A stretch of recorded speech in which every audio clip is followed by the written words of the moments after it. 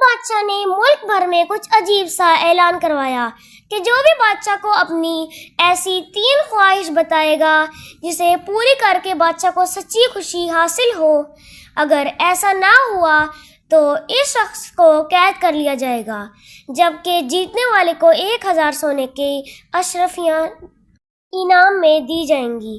گاؤں میں ایک عقل مند لکڑہارا رہتا تھا۔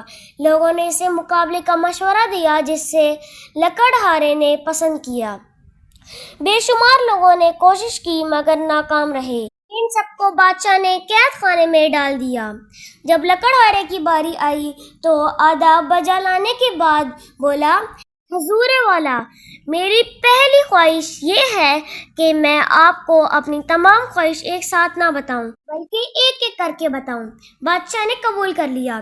میری دوسری خواہش یہ ہے کہ میں حضور والا کو 1 مہینے کے لیے قید خانے میں ڈال دوں۔ یہ سنتے ہی بادشاہ آگ بگولا ہو گیا، لیکن چونکہ بادشاہ تمام درباریوں کے سامنے وعدہ کر چکا تھا، لہٰذا 2 سپاہیوں نے بادشاہ کو پکڑ کر قید خانے میں ڈال دیا۔ چونکہ اب بادشاہ دربار میں نہیں تھا، لہٰذا وزیر نے اس کی تیسری خواہش پوچھی۔ لکڑہارے نے کہا، وزیر محترم، میں آپ کو اپنی تیسری خواہش 1 گھنٹے بعد بتاؤں گا۔ وزیر اس کی بات مان گیا۔ 1 گھنٹہ گزرنے کے بعد اس نے کہا، میری تیسری خواہش یہ ہے کہ بادشاہ سلامت کو عزت کے ساتھ قید خانے سے واپس لایا جائے۔ قید خانے سے نکلتے ہی بادشاہ کی خوشی کی کوئی انتہا نہیں رہی۔ وہ سمجھ گیا کہ لکڑہارا بہت ذہین ہے۔ اس نے باقی لوگوں کو بھی رہا کر دیا اور لکڑہارے کو 1000 سونے کی اشرفیوں کے علاوہ اپنا مشیر بھی بنا لیا۔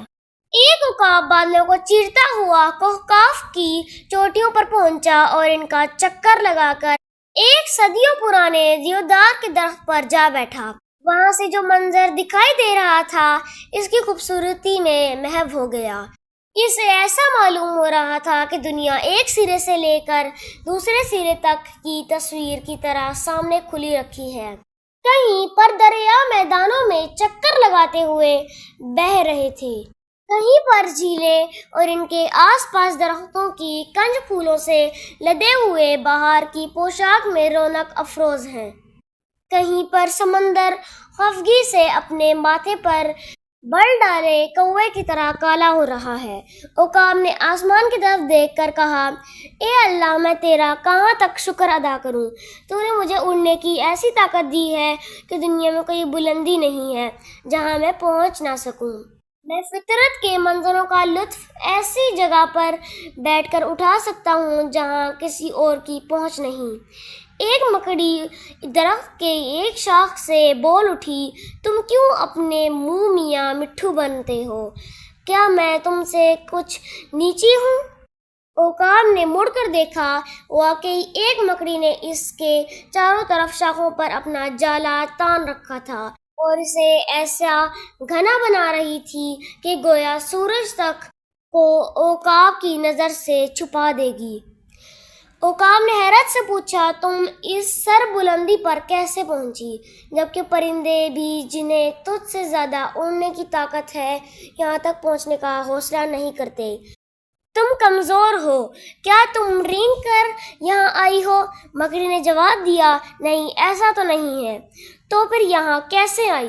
جب تم اڑنے لگے تھے تو میں تمہاری دم سے لٹک گئی اور تم نے خود مجھے یہاں پہنچا دیا، لیکن میں یہاں اب تمہاری مدد کے بغیر ٹھہر سکتی ہوں، اور اس لیے میری گزارش ہے کہ تم اپنے آپ کو بیکار بڑا نہ سمجھو۔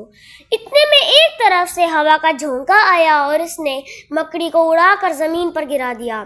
میرا خیال ہے اور آپ کو بھی مجھ سے اتفاق ہوگا کہ دنیا میں ہزاروں لوگ ہیں جو اس مکڑی سے بہت مشابہ ہیں۔